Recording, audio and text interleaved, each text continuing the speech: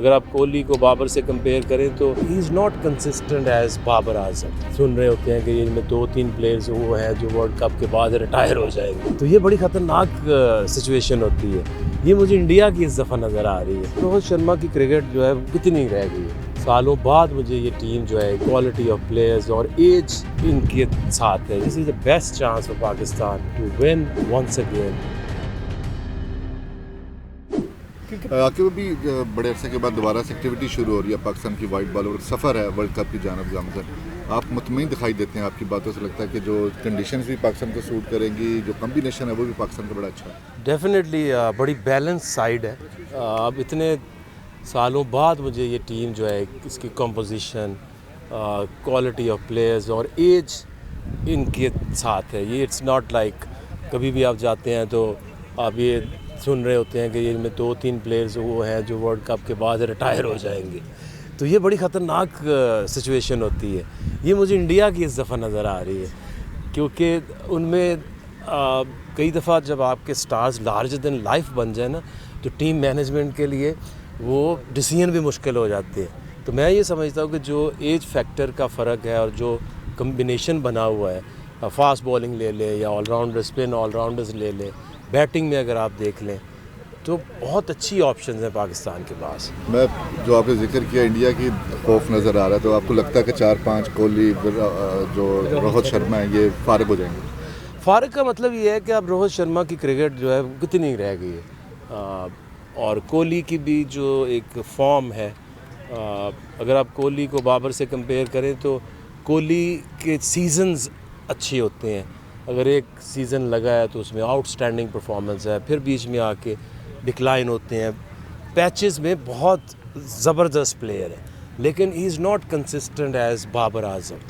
तो ये बड़ी अच्छी बात है। बाबर एज कैप्टन भी अब होता है ना कि आप एक टीम के अंदर एक कप्तान की एक जो है वो सीमेंट पोजीशन, और जो प्लेयर्स हैं वो उसकी बात भी सुनना चाहते हैं, उसकी परफॉर्मेंस से वो लीड करता है।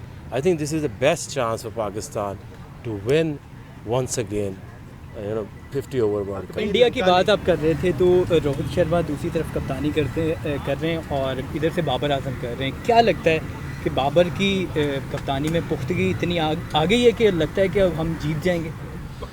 देखिए, हम ना कप्तानी को लेके ना बहुत हम दावे करते हैं कि जी कप्तान जो है वो ये कर देता है, कप्तान बड़ा इंटेलिजेंट हो तो ये हो जाता है। कप्तान के 2-3 काम होते हैं। एक कप्तान का काम है अपनी परफॉर्मेंस से पूरी टीम को इंस्पायर करे, वो दिल से माने कि he actually is deserve to be a captain, और सारे उसके पीछे खड़े हों। दूसरा ये होता है कि वो कप्तान अपने प्लेयर्स को कॉन्फिडेंस कितना देता है। कई ऐसे भी कप्तान होते हैं हर वक्त वो ट्रायल्स पे रखते हैं प्लेयर्स को, और वो प्लेयर अंडर प्रेशर खेलते हैं, सेल्फिश कई दफ़ा हो जाते हैं। तो एक उनको ये कॉन्फिडेंस दे कि I am behind you, give your best, I will support you, तो पूरी प्लेयर्स आपके लिए लड़ने के लिए तैयार होते हैं। और तीसरी चीज़ ये है कि उसका ऑनेस्ट होना और फेयर डिसीजंस करना। बाकी तो कप्तानी में क्या है आपको नहीं पता, हमें नहीं पता कि पहला ओवर शहीद ने कराना है दूसरा नसीम कराएगा, फिर आरएस कराएगा, फिर आपके स्पिनर्स आ जाएंगे, बैटिंग ऑर्डर भी हमें पता है। तो छोटी छोटी चीज़ें होती हैं कि अगर आप फील्डिंग में ही कप्तानी है, जब आप फील्ड कर रहे हैं तो उसमें अगर आप 2-4 प्लेयर्स से मशवरा भी ले लेते हैं तो सिचुएशन ऐसी आती है। तो कप्तानी वही है जो मैंने 2-3 बातें आपको पहले की। तो कंपैरेटिवली लग रहा है कि रोहित शर्मा से बेहतर हो गए बाबर आजम? डेफिनेटली इस वक्त जो एक टीम के अंदर रिस्पेक्ट है, जो टीम के अंदर जो परफॉर्मेंस है वो तो बाबर की है, और आई एम श्योर कि बहुत सारे लोग ये बात भी कर रहे होंगे कि Rohit why not somebody else. तो यहाँ तो कोई ऐसी बात नहीं कर रहा कि बाबर क्यों है और किसी और को होना चाहिए। तो ये बहुत बड़ा एक कॉन्फिडेंस होता है टीम के अंदर और कप्तान के अंदर। आकिब भाई, हमने देखा है लंका लीग में बाबर आजम बेशक टॉप स्कोरर रहे हैं, 8 इनिंग्स में उन्होंने 261 रन बनाए हैं, लेकिन बाबर का वो हमें मोजो नज़र नहीं आया, उनकी वो टच नज़र नहीं आया। तो हम जो एशिया कप भी श्रीलंका में हो रहा है उसके लिए हमें ये कोई वरिंग साइंस हैं कि बाबर का टच इन फॉर्म ना होना या उसना का टच में ना होना हमारी बैटिंग ऑर्डर को मुतासिर कर सकता है? देखिए, वो एक T20 क्रिकेट है, अब आप 50 ओवर खेलने जा रहे हैं, तो 50 over is entirely different game. T20 में एट टाइम्स आपको अगर 200 चेज़ कर रहे हैं तो आपको एट टाइम्स डिफरेंट तरीके से खेलना पड़ता है।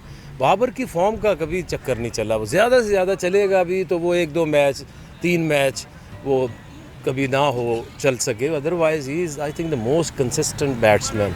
तो अफगानिस्तान के खिलाफ क्या समझते हैं, जिस तरह उनका स्पिन बॉलिंग अटैक है, लाहौर कलंदर से भी राशिद खान खेलते रहे, तो टीम को मुश्किलात हो सकती है अपने?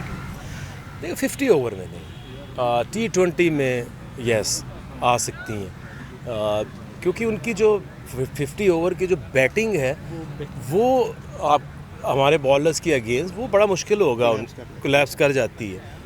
बॉलिंग में भी 50 ओवर में क्योंकि आप स्टेबल भी खेल सकते हैं, यू कैन अफोर्ड कि राशिद को ना भी इतने रन्स पड़ें, विकेट ना दें, तो आप T20 में तो नहीं किसी को 4 ओवर रिस्पेक्ट दे सकते। 50 over is entirely different game और डेफिनेटली पाकिस्तान के ही हक में होंगे। अच्छा आकिब भाई, पाकिस्तान इंडिया का मैच कैंडी में है, तो हम जो कैंडी का ट्रैक रिकॉर्ड है वो सीमर्स के लिए बड़ा बेनिफिशियल होता है, तो आपके ख्याल से 3 सीमर्स के साथ हम जाएंगे या शाहीन अफरीदी, हारिस रऊफ के साथ हम जो है वो स्पिनर्स को डालेंगे, या 3 प्रॉपर फास्ट बॉलर्स के साथ ही हम जाएंगे? नहीं, 3 आपके बॉलर होने चाहिए, सीम बॉलर, नसीम है, शाहीन है, क्योंकि जो नया बॉल होता है वो बहुत इम्पॉर्टेंट है 50 ओवर क्रिकेट में। वो आप जो 5-5 का स्पेल है वही मैच डिसाइड करता है। अगर ऊपर से आप स्विंग करें, नसीम भी अच्छी स्विंग करता है, शाहीन भी करता है, तो इन दोनों को नया बॉल कराना तो बहुत ज़रूरी है। उसके बाद हारिस है मिडल में, डेथ में, आपके पास स्पिनर्स हैं, शादाब है, सो नवाज़ भी ऑप्शन है। सो आई थिंक बॉलिंग पूरी खिलाएं ताकि वर्ल्ड कप या एशिया कप के लिए आपको मदद मिले। डेफिनेटली देखें, 2-3 दिन पहले अनाउंस किया है तो इतने लोग बच्चे आ गए हैं, क्योंकि ये एक प्रोग्राम ही ऐसा खूबसूरत है कि इसमें हर बच्चे को एक होप नज़र आती है।